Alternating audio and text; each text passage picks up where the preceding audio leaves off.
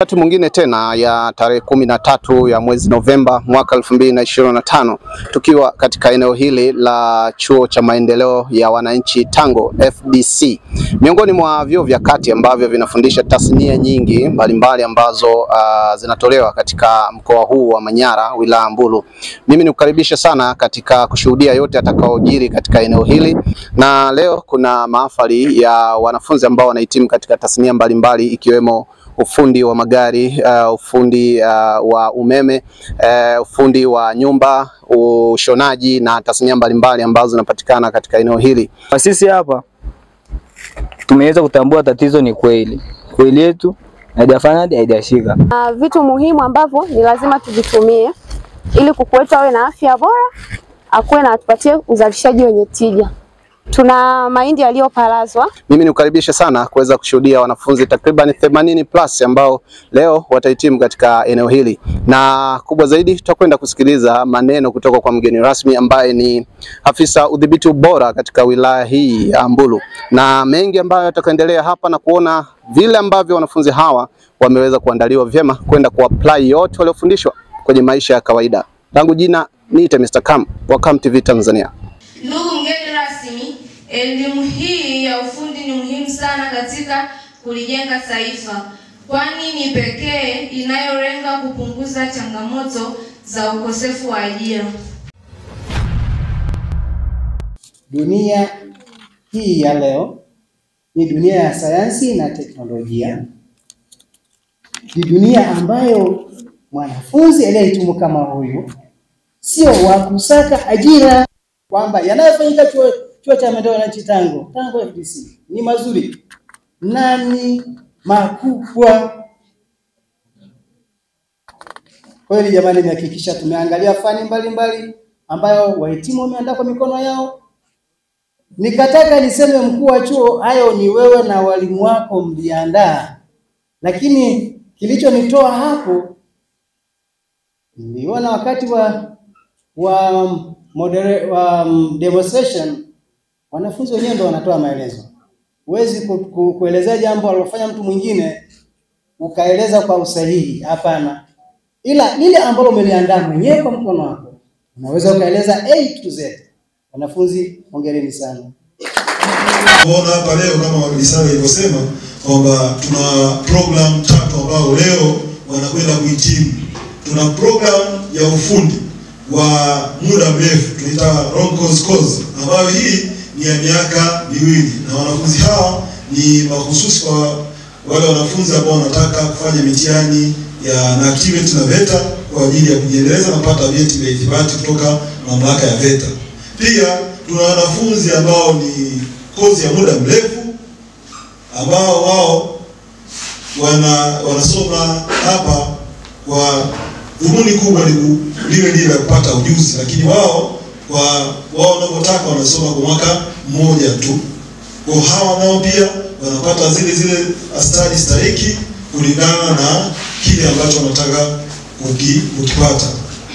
Pia ndugu mgeni rasmi, katika hawa wahitimu tuna program nyingine ambayo inaitwa elimu haina mwisho. Programu hii ni programu ambayo inalenga mabinti vijana ambao wamekatisha mafunzo au masomo kwa sababu mbalimbali, kwa maana hawajamaliza kidato cha 4. Kwa programu hii inawapa fursa ya hao watoto kuja hapa katika chuo chetu kuendelea na masomo yao ya sekondari nje ya mfumo rasmi, na wanapata pia elimu ya ufundi kama ilivyo dhamira yetu, kwa sababu tunajua elimu ya ufundi ndio elimu ambayo inaenda kumpa nguvu kijana ya kuweza kujitegemea katika jamii yake. Lengo muende kutenda kazi kwa uaminifu. Unapopewa quotation kuletea vifaa vya umeme, kuweni waaminifu, kuweni wazalendo kwa nchi yenu, kuweni wazalendo kwa kazi yenu, na pia muwe wazalendo kwa chuo chenu hichi ambacho tumewafunza nyinyi.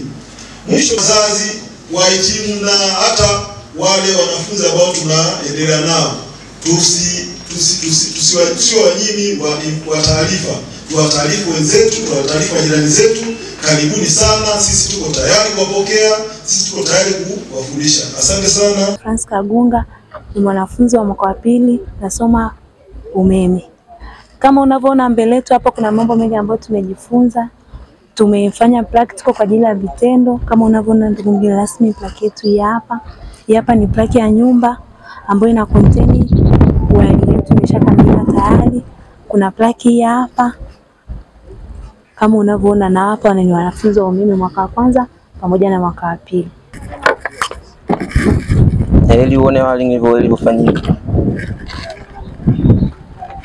Katika wiring hii tumetumia vifaa vifuatavyo ambavyo ni junction box, waya 1.5 mm na 2.5 mm, ambayo 1.5 mm inatumika kwa ajili ya kuwasha taa na 2.5 inatumika kwa ajili ya kuwasha socket. Tukianza kwa chumba kimoja, sebleni tuna taa moja pamoja na socket.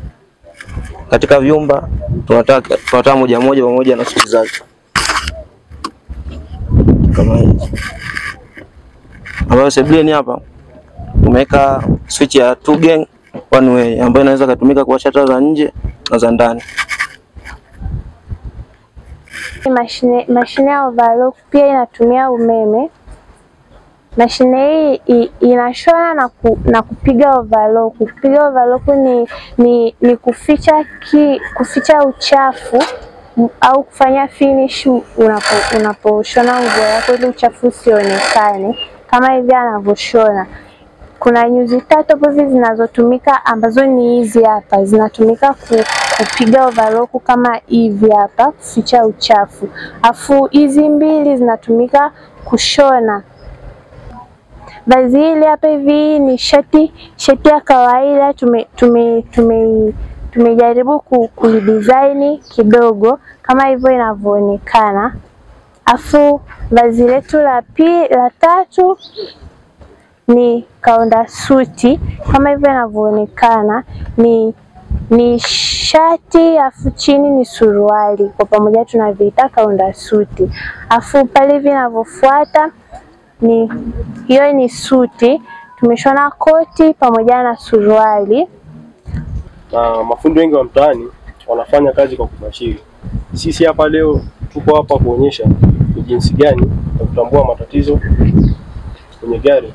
Sisi hapa tumeweza kutambua tatizo ni kweli yetu haijashika, ambao ukiangalia kwenye kitabu cha matengenezo ni 26, ambacho ukiangalia kwenye gari la matengenezo husika Toyota RAV4 unaangalia kodi 26 na kuonyesha kabisa pale kwenye area ni kweli. Jambo la pili, tumeweza kutambua kuna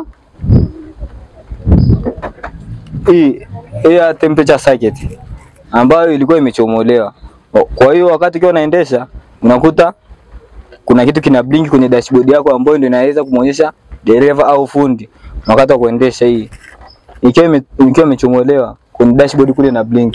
Wengi sana wanapokuwa wanafuga kuku wanakuwa hawazingatii kanuni na taratibu za ufugaji bora wa kuku wa mayai. Kwa hiyo mimi hapa hivi nipo hapa kukuonyeshea formula ya mchanganyiko wa chakula cha kuku wa mayai ama layer mash. Tunachokaa ambayo itakuwa ni 2.5. Tuna unga wa mifupa ni 2.5 pia. Tuna damu iliyokaushwa ambayo itakuwa ni 2.5. Kuna chumvi ambayo itakuwa ni 0.5 kwa asilimia 10 hadi 12 na mafuta kwa asilimia 4 hadi 6. Pia kuna unga wa dagaa. Unga wa dagaa ndani yake utapata protini asilimia 50 hadi 65, vitamin A na vitamin D kwa ajili ya kuweka macho yake angavu, mafuta kwa ajili ya kumpatia joto, mafuta kuanzia asilimia 6 hadi 10. Pia faida nyingine inatusaidia kutunza mazingira hii bustani ya nyumbani.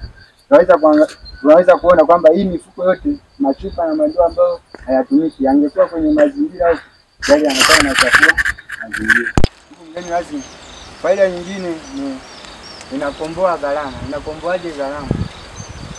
Kiwango cha maji kinachotumika kumwagilia hapa sio sawa na kiwango ambacho labda ungelima kwenye ardhi yako na ukamwagilia. Kwa hiyo hebu tuambie kwa haraka hichi ni nini tunachokiona hapa mbele yetu? Pengine huko raiani hawajui kabisa hichi kitu kina nini yani? Hichi ni kifaa cha asili, yani jokofu la asili linalotumika kuhifadhia mazao ya mboga mboga pamoja na mazao ya matunda. Okay, kifungue kabisa. Raia wanaweza wasielewe. Okay, sawa.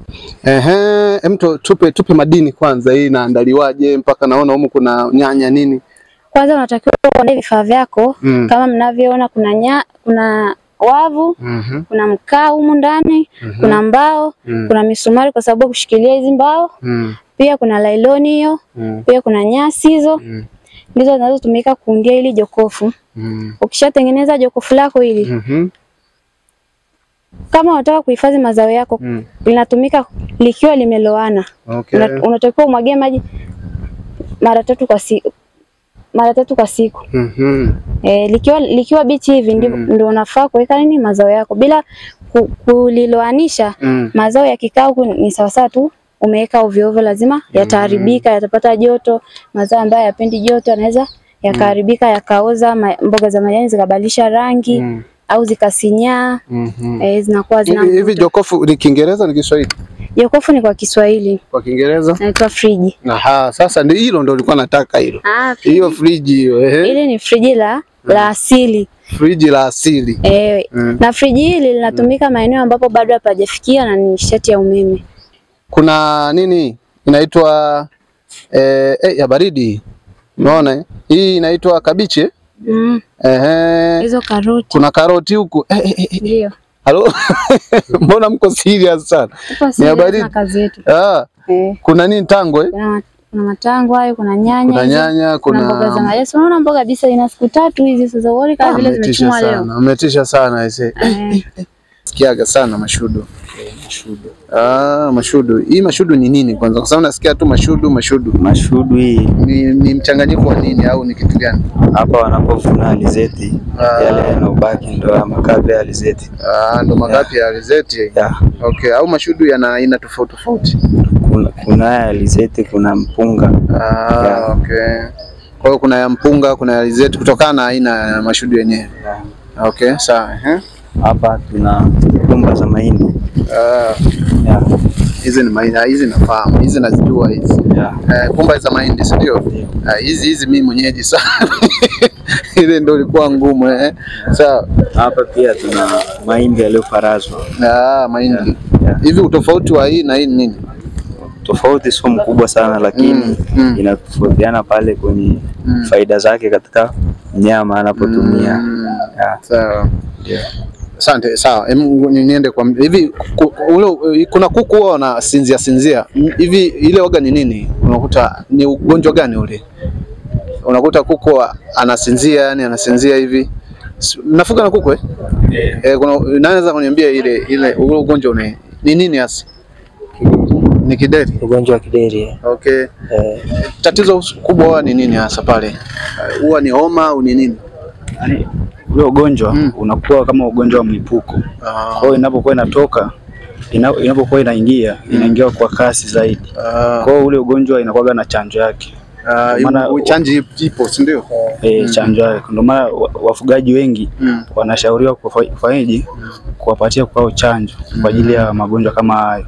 Ile pale anapokuwa anatoka, huko anatakiwa anakuwa na kinga. Kwa ule ugonjwa ukitoka, tayari kwa anafanyaje? Anakinga. Kwa ile inapita bila kufanyaje? Kupatwa na ule ugonjwa tena. Kwa sasa hivi nina uwezo wa kufanya kitu ambacho kinaweza kuniingizia hela. Sio hela tu, na hela ambayo inaweza kuwasaidia hata wao. Okay. Hivi gari ili itembee kitu gani muhimu yani sasa gari itembee hata kama hili likiwa halipo. Yani kitu gani muhimu sana? Kitu muhimu ni engine. Okay. Sawa. Kwa hiyo unaweza kutuelezea kidogo engine inavyofanya kazi na baadhi ya vifaa? Sawa, naweza kuelezea. Kwanza engine ina sehemu 3 ambayo kuna moja ambao waga ni ya ziada ambao waga ni top cover. Ndio hii cover unaona hapa juu. Sehemu ya pili waga ni cylinder head ambao baada ya top cover kunafuata cylinder head. Sehemu ya 3 waga ni cylinder block ambapo pale tunapata crankshaft pamoja na piston. Ambapo piston zinakuwa pale kwenye zile cylinder.